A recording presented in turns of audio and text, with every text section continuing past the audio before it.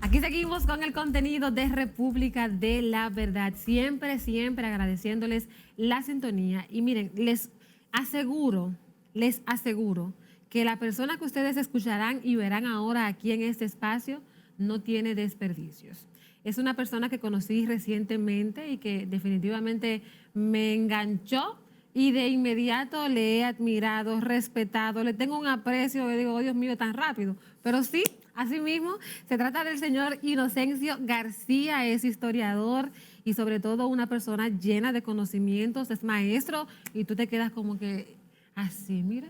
Oh, wow. Así que mire, la pandemia nos obliga a no darle ese abrazo tan grande y fuerte que yo sé dar. Así que buenas tardes y bienvenidos a República de la Verdad. Muchas gracias, Patricia, y bueno, y gracias bueno, esos son cuando los espíritus se conectan, ¿no? Sí, no. Así Se que fue un enganche, yo no, pero Dios mío. Así que es recíproco, fue recíproco eso. Así que Muchísimas gracias a usted por aceptar la invitación. Usted sabe, hay todavía situaciones que se están dando con el vecino país Haití y quisiera aprovecharle en ese sentido porque ya fue enterrado Jovenel Moïse, continúa cierta, no diría que inestabilidad, sino como que incertidumbre, como que no se sabe todavía.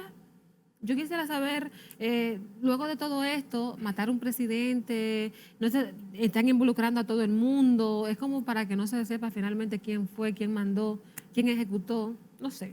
Yo quiero saber qué perspectiva, qué visión tiene el señor Inocencio García acerca de esto que está ocurriendo en Haití y sobre todo con la relación que tenemos obligatoriamente la República Dominicana y Haití. Bueno, Patricia, decir de entrada que para que el público televidente, tu público, pueda entender de manera adecuada qué es lo que está ocurriendo en la vecina nación. Es decir, que en Haití se caracteriza en este momento de esta coyuntura de crisis por tener un vacío de poder constitucional. Vacío de poder constitucional. Eso significa esa es la característica actual de la crisis profunda que Haití está viviendo en este momento. ¿Y eso qué significa? Bueno, significa que ninguna de sus instituciones que están contempladas en la Constitución están funcionando de manera ni siquiera adecuada, es decir, no están funcionando. El anterior primer ministro interino, Claude Joseph, era un primer ministro de facto. Y Ariel Henry, es también un primer ministro de facto. Pero ¿por qué fue y es un primer ministro de facto? En este caso, el doctor Ariel Henry, que es un eminente neurocirujano.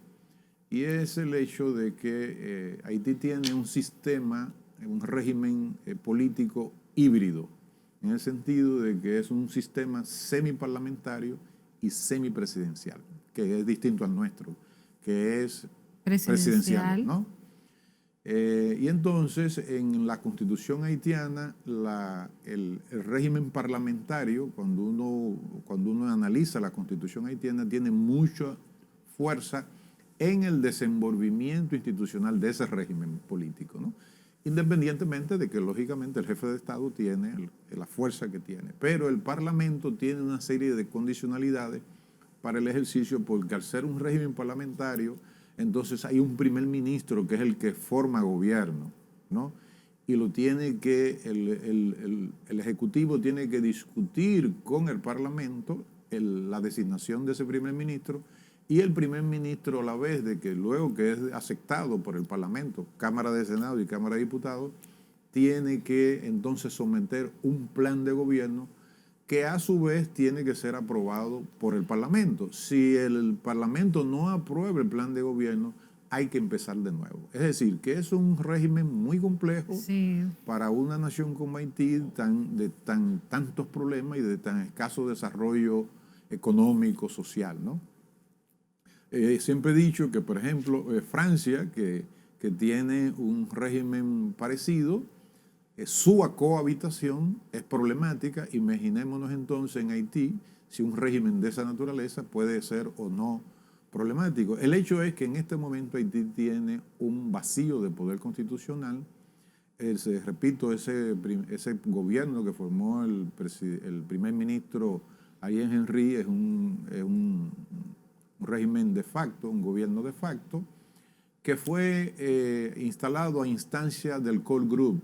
El Call Group es un equipo de naciones, de representantes diplomáticos de naciones, Estados Unidos, Francia, Canadá, Alemania, Brasil, España, y los representantes del secretario general de Naciones Unidas y de la OEA, que tienen desde hace décadas mucha influencia en las decisiones que se adoptan en Haití.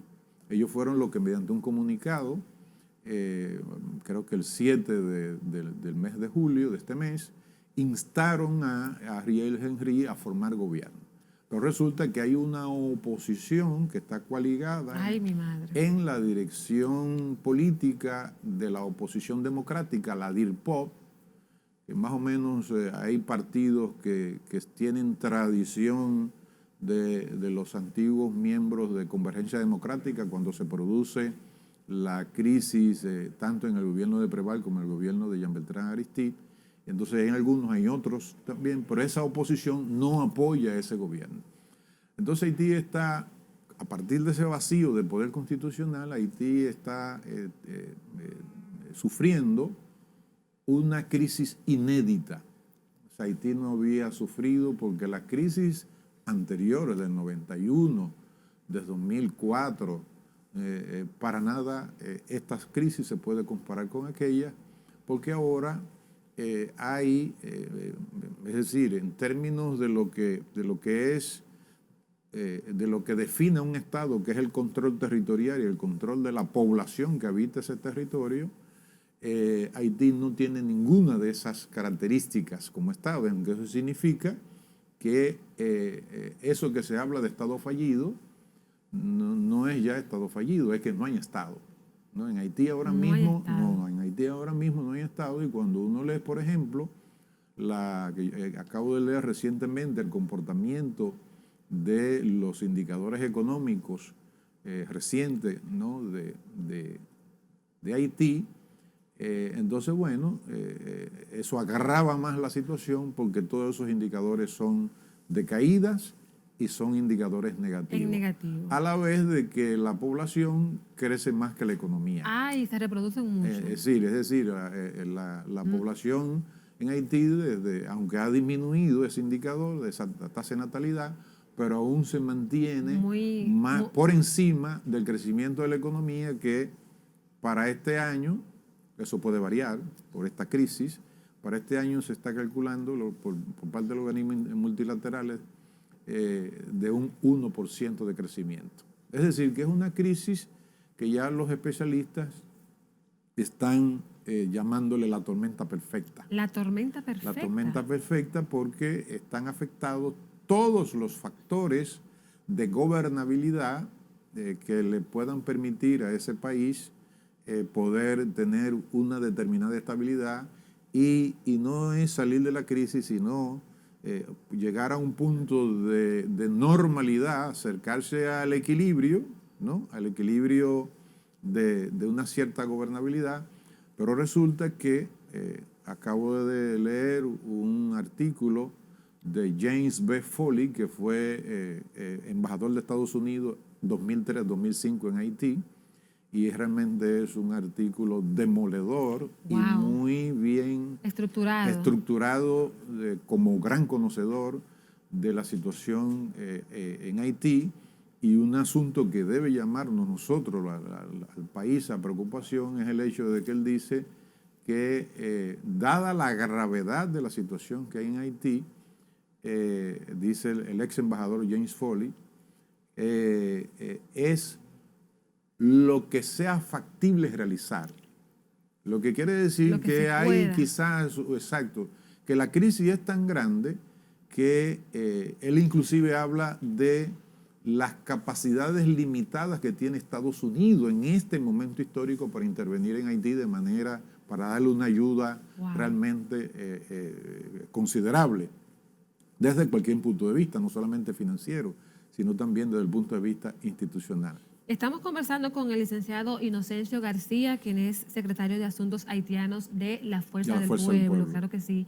Mire, yo quisiera saber entonces, ante este panorama que usted ha planteado, y recordando que estamos obligados a vivir en un mismo territorio, dividido pero en una misma isla, ¿qué entonces debe hacer?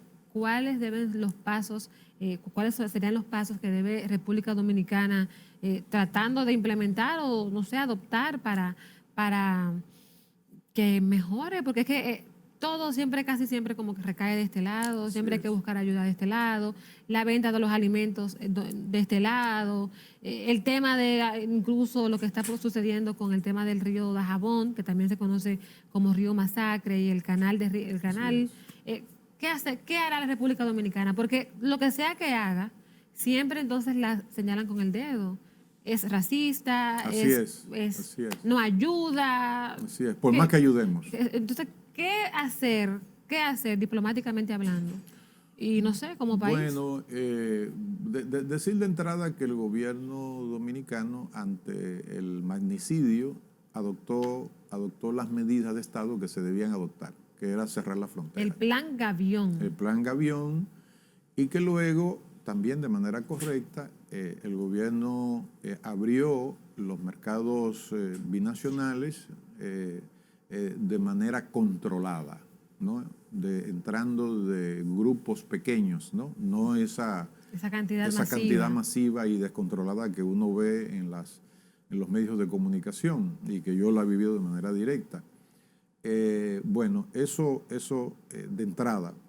Pero si nosotros estamos hablando de que Haití está viviendo una crisis inédita, nosotros deberíamos tomar decisiones extraordinarias. Uy, ¿no? ¿Qué quiere decir eso?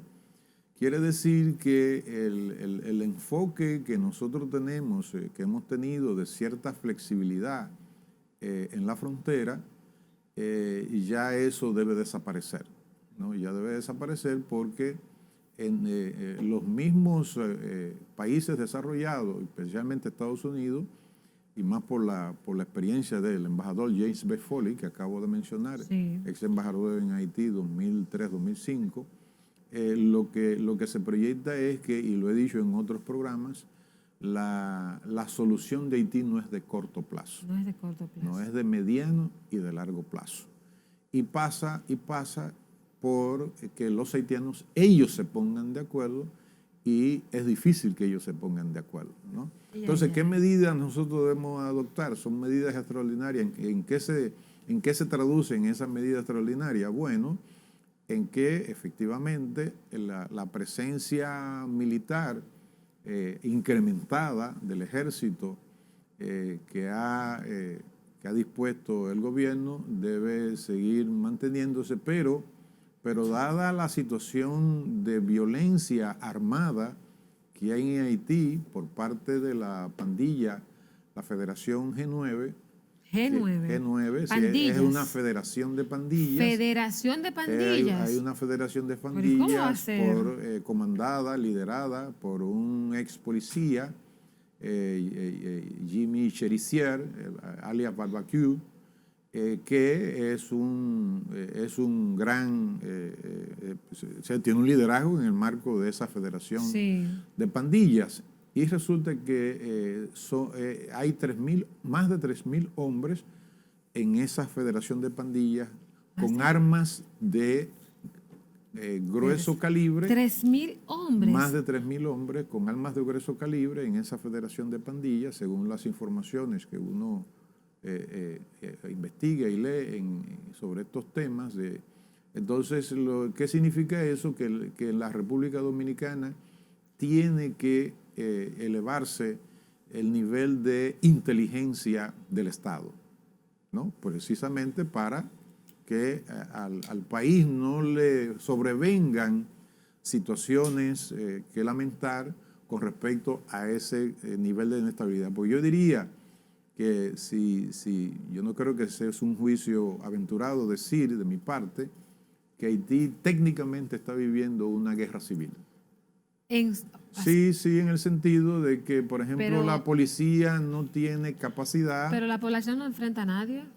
¿La población es víctima solamente? No, la población es víctima porque hay más de 20.000 personas que han salido de sus casas huyéndole a la violencia en los barrios Maltizán, Están Fontamara, refugiadas ahora en Lonas y han dejado Puerto Príncipe. y Bel Air. Entonces, pero hay un enfrentamiento no solamente entre pandillas, también ellas se enfrentan, pero también hay un enfrentamiento de esa federación de pandillas con las autoridades del orden público, ¿no?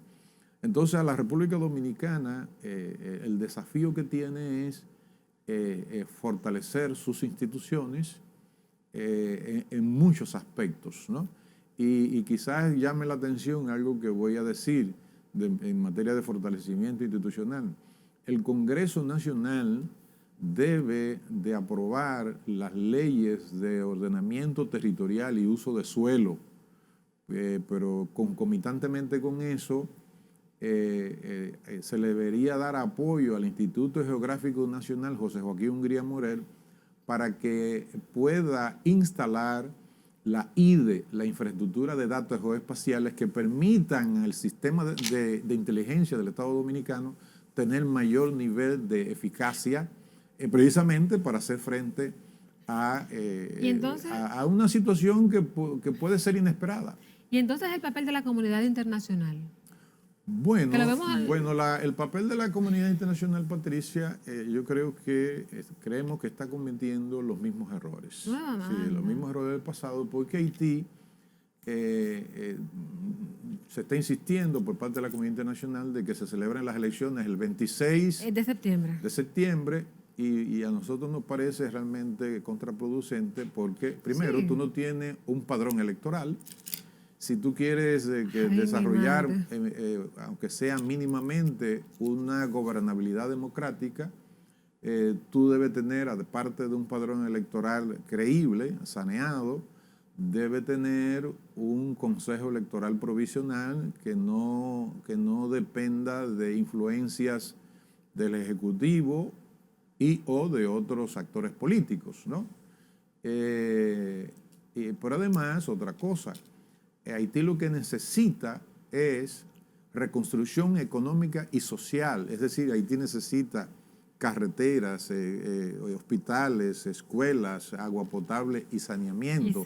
No puedes hablar de montar un sistema democrático y de que sea creíble y transparente las elecciones cuando tú tienes, además, según el director para América de la subregión Mesoamérica, Haití está padeciendo, según el de la FAO, con sede en Costa Rica y Panamá, Haití está padeciendo, el 50% de su población está padeciendo de hambre pura. Ay, Dios mío. Lo que significa que alrededor, si son 11 millones, 5.500.000 ciudadanos haitianos están padeciendo de hambre absoluta. Hay quienes dicen que debe ser intervenida militarmente. No, yo no recomendaría, no. Haití lo que necesita es que Naciones Unidas entienda que no debe cometer el error, y la comunidad internacional en general no debe cometer el error de solicitar a un sistema político que no tiene infuncional, que no tiene fuerzas para llevar a cabo elecciones más o menos normales, como se desarrollan en los países de América Latina, sin que haya reconstrucción económica y social paralela a esa reconstrucción, yo diría, ese restablecimiento de gobernabilidad democrática. Pues mire, don Inocencio García, director o más bien secretario de Asuntos Haitianos del partido La Fuerza del Pueblo. En 30 segunditos antes que hable Mercado, ¿usted sabe cómo está la Fuerza del Pueblo? Bueno, demasiado bien. ¿Demasiado bien? Sí, demasiado bien porque cada día crece más. Bueno, estamos en determinados gremios como por ejemplo el CODIA, la delantera o habríamos ganado la dirección del CODIA. Y recientemente la corriente nuestra, la fuerza profesoral en la ADP, también se ha constituido para participar. Pero súper bien, pero ahora sí, ya Alba me dice que ya, así que de verdad le agradezco mucho, don Inocencio García, secretario de Asuntos Haitianos de la Fuerza del Pueblo. Este programa llega hasta aquí, siempre invitándoles a apoyar toda la programación de RNN Canal 27, recordándoles que a pesar de todas las adversidades, señores, la vida es bella y que si Dios lo permite, nos reencontramos mañana viernes en otra entrega de República de la Verdad. Gracias.